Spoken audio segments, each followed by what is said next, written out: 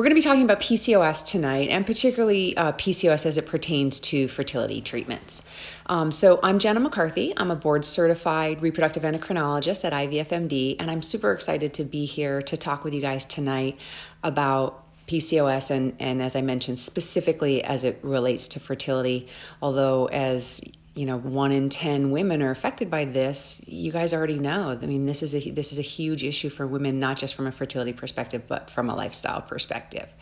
So I wanted to go ahead and just get started. I'm happy to answer any questions that people have as we go along. So if you have questions, just go ahead and put them in the Q&A box, and I'm happy to go through that as we're going along. Make sure to answer any questions that people have, okay? So I'm going to start with just the real basics, and some of you guys probably already know this, so I apologize if it's old news. But basically, I wanted to talk a little bit about how, sort of like what PCOS is and how we diagnose this.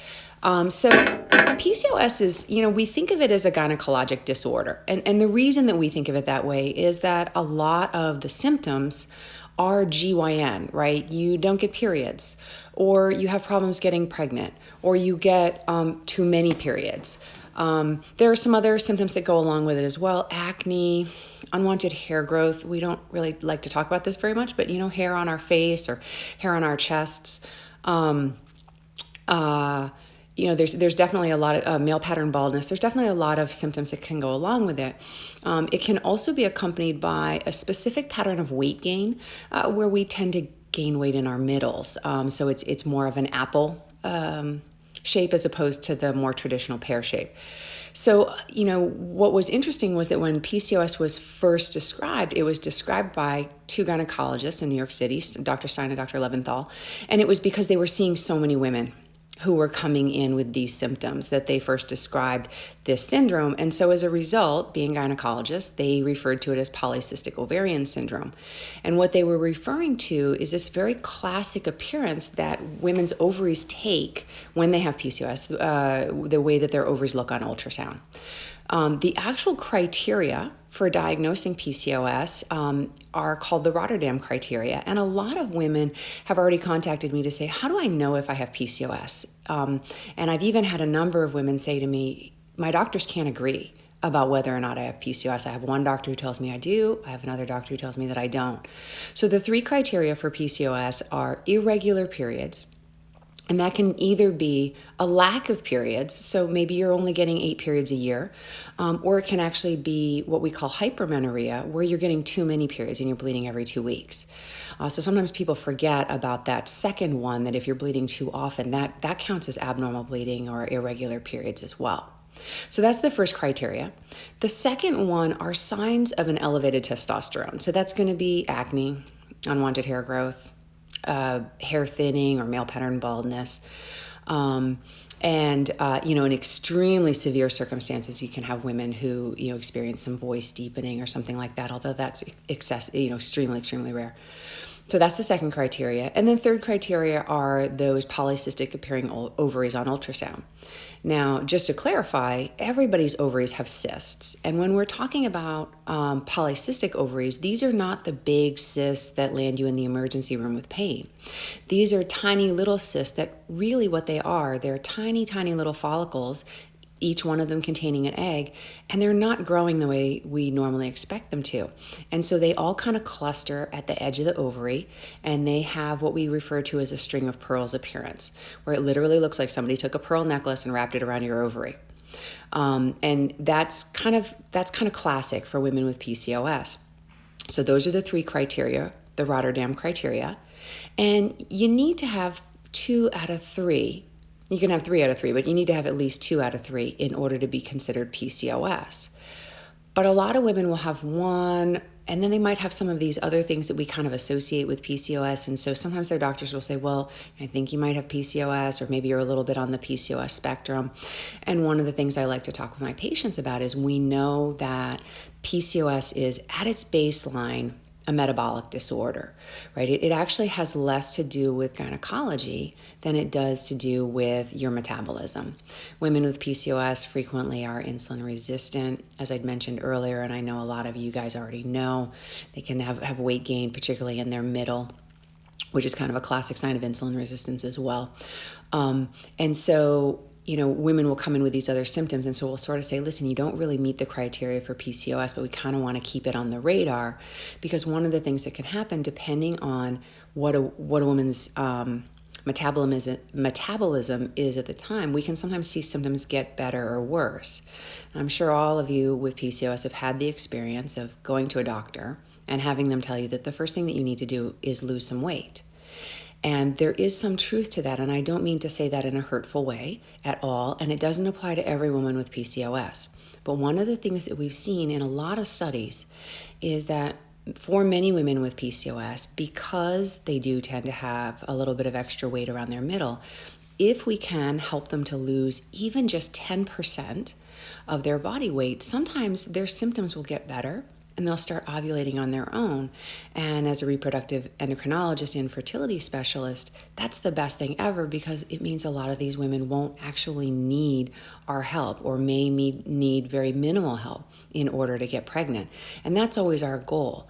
Yes, we love what we do and we love doing fertility treatment, but if we can help a woman to not need us in the first place, that's the best possible outcome that we can have.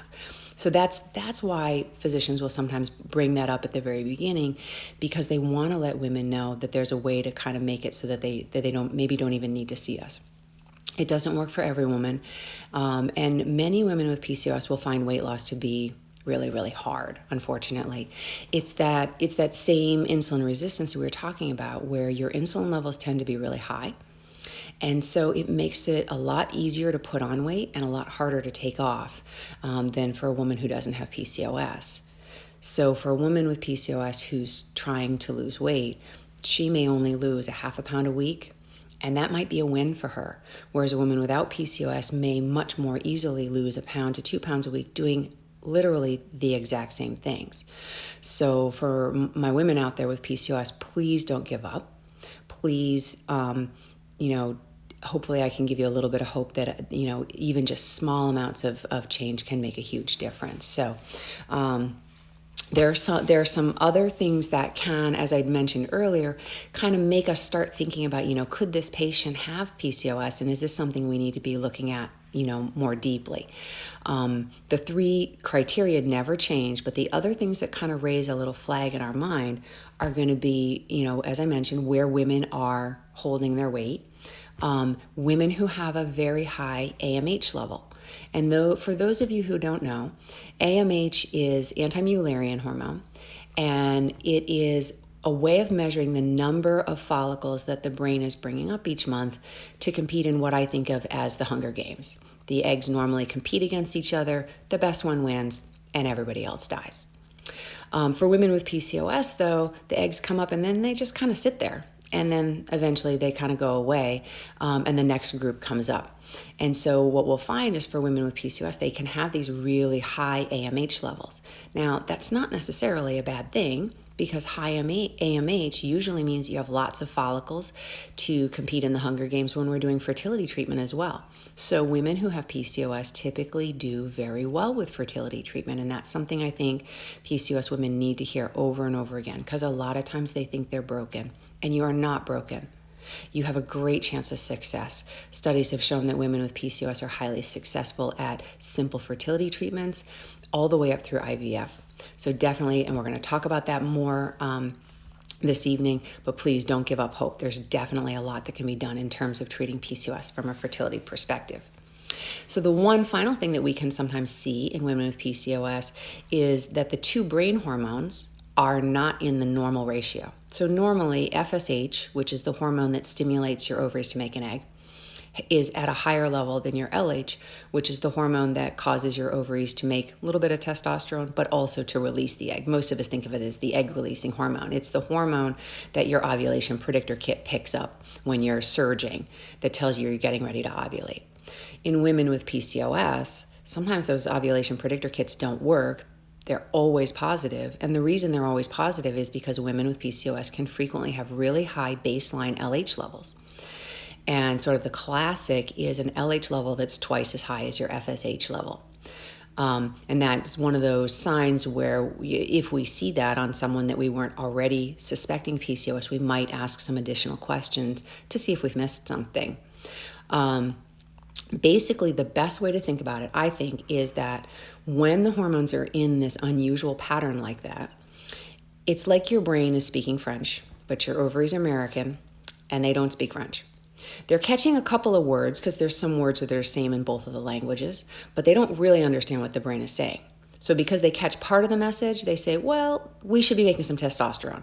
And so the ovaries stimulate and make extra testosterone, but they don't stimulate and bring up the follicle, and they don't convert the testosterone to as much estrogen as you would normally have. So women with PCOS tend to have very high testosterone levels in comparison to other women. What we can do, though, when we're doing fertility treatments is give medications that kind of help flip those ratios around. And there's ways we can do that nutritionally and ways that we can do that with fertility treatment medications, and we'll talk about those tonight. So there are a couple of other things that can act like PCOS. Now, I mentioned earlier that 1 in 10 women in the United States has PCOS. So this affects a lot of women. But if your symptoms have come on suddenly, and you've never had them before, your cycles used to be regular, but all of a sudden you're having acne and unwanted hair growth, and your cycles have gotten really funky, I would go ahead and make an appointment with your gynecologist or with your fertility specialist to talk about this. It can be something really simple and easy to treat, like your thyroid is out of whack. If your thyroid is over or underactive, your cycles can get really, really funky. And so that's definitely something that we want to check. You can also, however, in extremely rare situations, and I only want to mention this to make sure that people do seek care if they're seeing something new and different and unusual. But in very rare instances, you can have small tumors in the ovaries or in the adrenal glands that secrete testosterone. So when your doctor is checking you to, quote unquote, prove that you have PCOS, what he or she is really doing is making sure that we're not missing something important and that we're dealing with PCOS, which is annoying and frustrating, but is not, as a general rule, overall dangerous to your health in the short term. The final thing that can act like PCOS is something called congenital adrenal hyperplasia, which is something that you'd be born with. So this is not something that would suddenly appear. And that's something that can be done by testing. It can be tested for by looking at hormone levels. If you have congenital adrenal hyperplasia, particularly if you have sort of a mild form of it, usually the only symptoms are PCOS-like symptoms. But because the treatment is different, we like to make sure that we know that we're treating things the right way. So your doctor will test you for that as well. Now, before I go on, I see that we've got some questions coming in. Someone has a question about metformin. Sarah, I'm going to hold off on that for just a sec because that's actually where we're moving into right now. And we're going to talk about treatment options for women with PCOS. And I want to start with the simplest ones first because, as I mentioned earlier, always our number one goal is to see what we can do to kind of make ourselves unnecessary. But if we don't get to the point where you're able to get pregnant completely on your own, doing all of the things that I'm about to talk about can still maximize your chances of success when you do move forward with fertility treatment. So optimizing things first is always the best thing to do. So the first one, as I mentioned, is going to be lifestyle optimization. So weight loss obviously is unfortunately a part of this. And as I mentioned earlier, this can be very frustrating for some women because they feel like they've already tried everything and it's just not successful for them. So what I recommend to my patients with PCOS is, first of all, I want you to give yourself some grace. You are so much more than a number on the scale. If you're trying to lose weight, remember that even small amounts of weight loss can make a huge difference for women with PCOS. You don't need to lose 100 pounds usually. 10 pounds for the average woman can make a big difference in how she responds to fertility treatment. And in some women can make fertility treatment unnecessary. So 10% of your body weight can make a huge difference. In some women, even 5% of their body weight. So we really can be talking small amounts. Now, if you can or do lose more, fabulous. That's so great. But I don't want women to go into it thinking that they have to achieve this unrealistic number of pounds lost before they can move forward with some type of a fertility treatment. The other thing to remember when you're trying to lose weight with PCOS is this insulin resistance that we were talking about, where your body is working really, really hard to prevent you from becoming a true diabetic. True diabetes is when your blood sugar levels are not under control. And so you have high fasting blood sugar levels, and that you're going to experience all of the sequelae that go along with diabetes, like vascular disease. And in women with PCOS, what we see is that the body is trying to prevent that from happening by secreting high levels of insulin. Now, this is truly a pre-diabetic state. So if you have these really high insulin levels, what's happening is that every time you eat something, your body, because of the high insulin, is immediately going to tuck it away into your fat tissue. Well, the problem with that is now you can't access it. Your body can't access it to burn it. And so it creates almost a self-fulfilling prophecy. You eat something, your body tucks it away, and then your brain says, but I'm hungry. There's nothing in the bloodstream for me to eat because your body's tucked it all away. And so then it sends out a message saying, I'm hungry. And so you need to eat something more. And so it makes it really hard to lose weight as well. One, you're hungry all the time, and nobody likes that. And two, it's really tough when the insulin levels are high to unlock the stored energy within your fat tissue. So women with PCOS need to eat a diabetic type diet, which for most is going to be a low carb diet.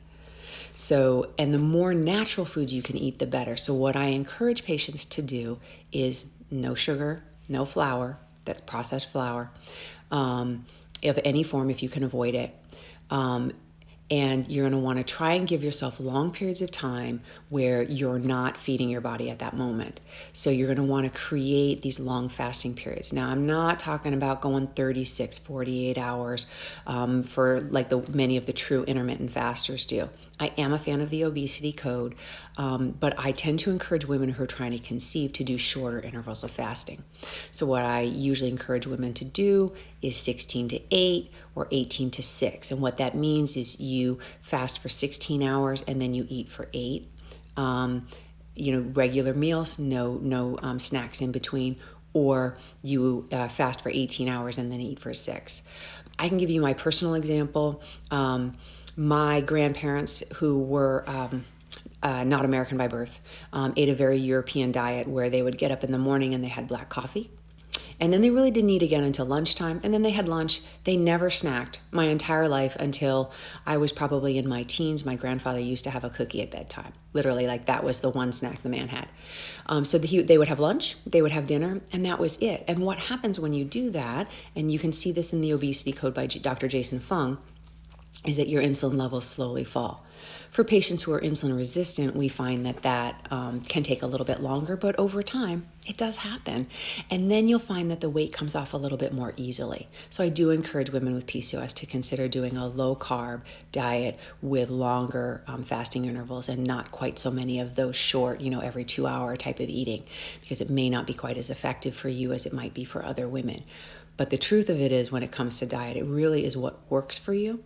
And so you may want to experiment a little bit and see what works best for you. The other thing is that we can sometimes help treat insulin resistance. So there are a couple of different ways to treat insulin resistance. We can treat it medically. That's going to be metformin, and someone has already asked this question about metformin. Metformin has an almost immediate effect in terms of beginning to reduce insulin resistance. Metformin is an insulin sensitizer. It was created as a drug for diabetics. But what we find is that for women with PCOS, by lowering the circulating insulin levels, we find that women with PCOS will frequently notice that their weight will drift down more easily, and that they frequently will actually start ovulating on their own. And that's, as I mentioned before, what we're always hoping for. Now, metformin unfortunately has some GI side effects, and so I usually encourage patients to start taking it at a lower dose and slowly build up. And that's something you're going to want to talk about with your doctor, so that you kind of get the right protocol to sort of slowly build up so you don't get horrible GI side effects from your metformin. Some patients will prefer to try something other than a pharmaceutical drug like metformin. And there's a nutritional supplement by the name of inositol, or myo-inositol, that has been shown to improve insulin resistance in women with PCOS. There's a really nice article that was published in the International Journal of Endocrinology by my partner, Dr. Rosev, and our fertility nutrition specialist, Marta Montenegro, about making sure that you're taking the right type of myo-inositol. The ratios of myo-inositol to D-inositol are very important. And if you don't get the right ratios, you may not have the same effect as if you're taking the inositol in the right ratio. So definitely check out that article, or speak with your physician for additional information about that. Another thing that works really well for women with PCOS specifically is exercise. Now, I usually tell my patients exercise is good and healthy, and I encourage it, but weight loss occurs in the kitchen and not in the gym. For women with PCOS, that actually may not be completely true. We see that women with PCOS who are dieting and exercise at the same time, because exercise tends to improve insulin resistance as well, those women seem to lose weight a little bit more easily. So it doesn't have to be, go out and run a marathon. It can be something as simple as making sure that you're taking, regular walks on a nightly basis, or riding your bike, or find something that you enjoy, because if you don't enjoy it, you're not going to do it. I am not a runner, have never been a runner, and if you ask me to run, this is going to be the last thing that I'm going to do. But I don't mind taking walks, and I do enjoy riding my bike, so those are the things that I tend to do for exercise. So definitely make sure that you find something you like. I think that's sort of like the message for all of the things that we talk about from a fertility perspective. You're much more likely to do them if it's something that you enjoy. Okay, so let's move on to the stuff that you guys want to hear about tonight, and that's going to be looking at how do we treat PCOS. I'm sorry, I put on my glasses. I've got a couple of questions before we move on. I want to make sure that I read these. I've got a couple of people who've asked about metformin. So as I mentioned, metformin should take effect pretty quickly. You will see maximal effect the lower you're able to bring your hemoglobin A1C. But metformin doesn't work for everybody. So if you've been on metformin for a long period of time and you're still not having regular periods, that's the time to go back to your doctor and talk about whether or not you should be looking into ovulation induction. I'm not saying the metformin's not doing anything. I'm just saying it may not be doing enough. So please just check with your doctor and see if it's time to move on to the next level. Because I'd hate for you guys. I know what it feels like when you just want to move on and you just want to get pregnant. And those 3 months or 6 months that you're trying the metformin by itself can be really frustrating. And so definitely want to make sure that you're getting plugged back in with your gynecologist or your fertility specialist, so that you're not sitting there thinking this isn't working and I'm not taking those steps forward.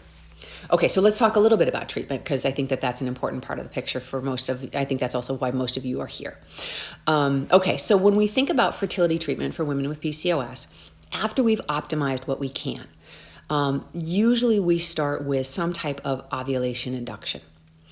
Ovulation induction is basically tricking your brain into secreting hormones in the right fashion so that your ovaries can respond.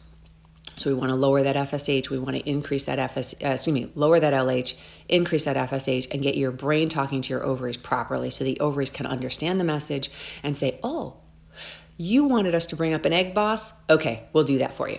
So there's two medications that most of you have probably heard of. One is called Clomid.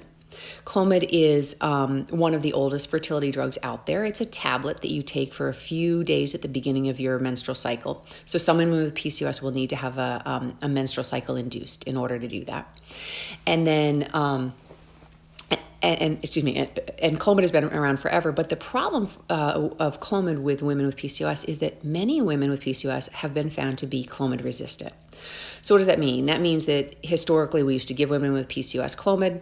They'd take it for 5 days at the beginning of their cycle. We'd bring them back in the middle of their cycle to see if they brought up a follicle, an egg, and they hadn't. And then we'd try a higher dose. And for some of those women, they still wouldn't bring up anything. And then we'd increase the dose again and bring them in, and they still hadn't brought up anything. And then we'd just say, well, gee, shoot, I don't think Clomid's going to work for you. So a few years back, there was a study that was done that found that there is a cousin drug to Clomid, which is called Femara. The generic name for Femara is letrozole. And they found that Femara is about 40% more likely to result in a live birth, which is what we care about, right? A baby, for women with PCOS compared with Clomid. So most of us are using Femara these days. Femara does the same thing at the brain level as Clomid. It just works in a different fashion. So Clomid binds to receptors in the brain, and it makes it so the brain can't see that the ovaries are making estrogen. That makes the brain angry because the brain thinks the ovaries aren't listening. And so it sends out extra FSH, which then stimulates the ovaries. Femara works a little bit differently in that Femara actually blocks the production of estrogen in the ovaries. So the ovaries begin by making testosterone, which is then converted to estrogen, which is then secreted into the bloodstream, feeds back to the brain, and the brain says, yes, the ovaries are doing what they're supposed to be doing. What Femara does is it blocks it so that the estrogen levels don't go up in the bloodstream, and the end result is the same. The brain doesn't see the estrogen, and so the brain says to the ovaries, okay, I need to send out more FSH, and then that can get the ovaries stimulated. So what we found is not only is Femara more likely to result in ovulation for women with PCOS, but it also tends to have a lot less side effects. Clomid can give you hot flashes. It can give you night sweats. It can make you very irritable. Now, for women who take Clomid and do well with it, it's a godsend, right? It's simple, it's inexpensive. But for women with PCOS, a lot of times it doesn't work. So why do you want to take something that's got a lot of side effects if it's not working for you? So most of us will start women on Femara as a first-line treatment. So as I mentioned, you usually come in, do an ultrasound on cycle day 3, get started on the Femara, take 1, 2, or 3 tablets per day, depending on your response, your ovarian reserve, and then bring you back mid-cycle to see if the Femara has worked. If it hasn't, we do have the ability to go up on the dose up to a maximum of 3 tablets at a time.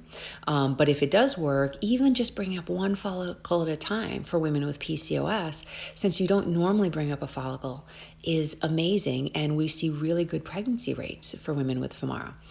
Usually it can be simply timed intercourse.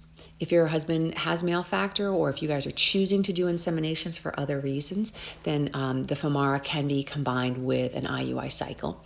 And what we find is anywhere from 30 to 50% of women with PCOS will be pregnant by the time they've completed 3 to 4 cycles of Femara IUI. That's pretty darn good. And so that's usually where most of us will start.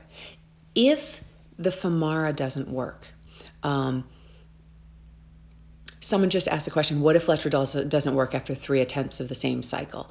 So if the Femara doesn't work, that's usually the point where you're going to want to go back and talk to your reproductive endocrinologist about moving on to something a little bit more aggressive.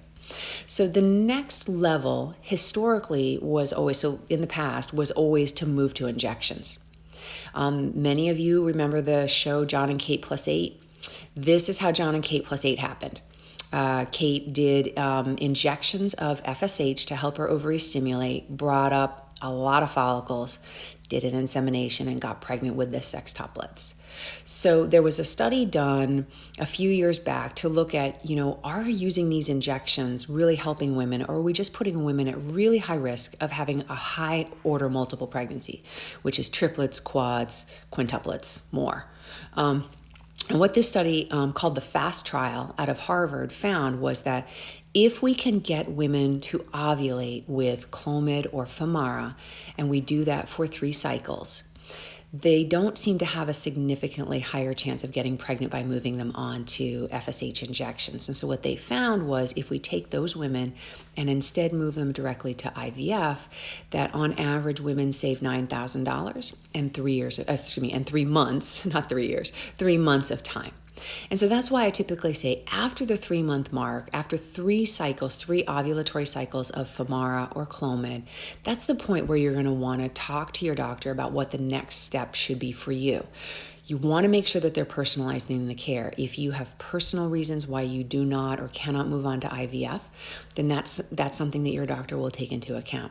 But I definitely want to make sure that everyone is getting moved forward appropriately so that you don't end up with a lot of lost time, because we definitely don't want you sitting there for months and years thinking, I really want a baby. I really wanted a baby last year. I really wanted a baby the year before that, and I don't feel like I'm moving forward. I have a question now that says, could untreated hypothyroidism trigger PCOS? No, it doesn't, but it can mimic PCOS, right? Because untreated hypothyroidism can make your cycles irregular. And so definitely that is something that you're going to want to be evaluated for at the very beginning. And then someone is asking whether or not Femara causes cancer. And that is a fantastic question. So Femara was created to treat breast cancer. And what that means is that we have data on women who have taken Femara daily for 5 years and know that it's safe. So when you're taking Femara for only 5 days at the beginning of every month for a few months, as you can imagine, your risk of anything is going to be even lower than those women. So we're very comfortable that Femara does not increase your risk of breast or other cancer. Okay, so what else was I going to talk about? So let's say you do need to do IVF. Nobody wants to do it. In fact, your IVF doctor is always rooting for you to be able to get pregnant without needing to do IVF. But we're really happy that IVF is in our arsenal of things that we can offer women. I mean, if you think back to 40 or 50 years ago, pre-IVF, when women finished with their Clomid and their injection cycles, there was nothing further to offer them. And IVF has a phenomenal success rate, particularly in young women with PCOS. And there actually are studies that show that women with PCOS have higher success rates with IVF than other women. So please don't feel like if you have to move to IVF that you're likely to be unsuccessful. In fact, you are actually very likely to be successful. So as I mentioned before, for the Femara cycles, it's pretty simple, right? You come in for a couple of ultrasounds and maybe you do an IUI. IVF is more involved, and particularly for women with PCOS, it may be a little bit more involved because you are at risk of having a really amazing stimulation, which is both good and bad. Really amazing stimulations means lots of eggs, but really amazing stimulation means that we need to keep a really close eye on you so that you don't overstimulate. So what we do is for women who are going through IVF is we typically do down regulation for about a month with birth control pills. And what that does is it helps synchronize the follicles within the ovary. And then during the actual IVF cycle, which lasts about 10 to 14 days, women will come in every other day and will be taking daily injections of medication to help stimulate the ovaries. Women with PCOS tend to need lower doses of medications than the average patient. At the end of the 10 to 14 days, the follicles are mature. We do a trigger shot. In women with PCOS, many times we will use a special trigger called Lupron, which helps shut the ovaries down after the retrieval so that you don't develop hyperstimulation. And then we do the egg retrieval, put the eggs and the sperm together, and grow the embryos out. In our laboratory, we grow embryos till 5 days. In other laboratories, they may do 3 days. It just depends on who you're working with. We like the 5 days because at that point, the embryo is actually ready to implant. We typically don't recommend doing an implantation, or also called an embryo transfer, the same cycle as your retrieval if you have PCOS, and that's because most women with PCOS will have very high estrogen levels as a result of the high number of eggs that they're producing. Estrogen is a byproduct of making an egg. And so you make lots of eggs, you have lots of estrogen. But really high estrogen levels are not great for an embryo to implant and grow. It's not that it prevents it 100%, but the term we use is contragestive. So not ideal.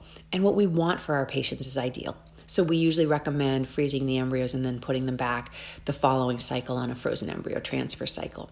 Success rates can range, success rates range widely depending on your age and about how many follicles your doctor thinks that they're going to get. So unfortunately, that's not a number that I could give you guys tonight, but it is something that I encourage everyone to ask for personalized information from their doctor. Now, I want to take time to answer a couple of questions that have popped up. Someone asked if high or low prolactin can interfere with the treatment of with development of PCOS or treatment with letrozole. So low prolactin is not an issue. Women's bodies shouldn't be making high levels of prolactin unless they are nursing. So low prolactin levels are not thought to be a problem at all. High prolactin levels can mimic PCOS, which is why one of the tests your doctor is going to do when you first come in with symptoms is to check your prolactin level, because that's something that's easily treated with medication. And if that's the only problem, maybe you don't really have PCOS. Maybe you just have a high prolactin that can be fixed. Someone else asked if blood work will show if you have PCOS. The true answer to this is no. The blood work actually rules out other things that are acting like PCOS. And PCOS is what we call a clinical diagnosis, meaning that you meet that criteria I talked about at the beginning of the live broadcast, which is the Rotterdam Criteria: the lack of periods or irregular periods, the acne, testosterone, unwanted hair growth, and the polycystic appearing ovaries. Let's see if there are any other questions. I'd love to take any questions people have before we get ready to sign off. Someone is asking, let's see, if you've been trying to lose weight for a while and have lost a little bit, would it be beneficial to try the letrozole? It kind of depends. If you're losing successfully and things are moving in the right direction, you may want to continue to try to lose weight before you start the letrozole. It also, I think, to some degree, depends on your starting point. Unfortunately, if you have a BMI of 50, you're probably going to need to lose a little bit more weight than someone who starts out with a BMI of 30. But in general, I like to encourage patients that if they're losing weight, come back in, talk to their doctor, talk to me, whoever they're seeing, and find out, like, how close am I to where things are going to kind of be considered optimized, where it's a good time for me to move on. Because like I said, I don't want women to get this idea that they have to reach, a mythical, quote unquote, ideal weight. Not every woman needs to or is going to weigh 120 pounds. But definitely if you've lost some weight, first of all, good for you. That's amazing. And it's time to talk to your doctor and see if there's anything else that you can do that will help speed that up, and whether or not it's time to move on to the FMR. Any other questions before we get ready to sign off? I know I've kept you guys a few minutes longer than I intended to tonight. I don't see any questions popping up. So thank you, everybody, for coming to, this is my first IG Live. So thank you for coming to my first IG Live. If anybody is interested in following up, feel free to send me a message. I'm happy to answer any questions. Again, my name is Dr. Jenna McCarthy. I am based out of the IVFMD Jupiter office. For any of you who live up in Palm Beach County or North County, be happy to see you, and definitely happy to answer any questions. I have one last question coming in. Should I be restricting the intensity level working out? I usually say no. Not right now. Once you're pregnant, we sometimes will have people reduce their intensity levels a little bit to make sure that they're staying in the aerobic range and not going into the anaerobic range. But during the trying to conceive time, I think that it's totally fine to just do whatever exercise feels great. All right, guys, thank you so much. I'll see you soon. Take care.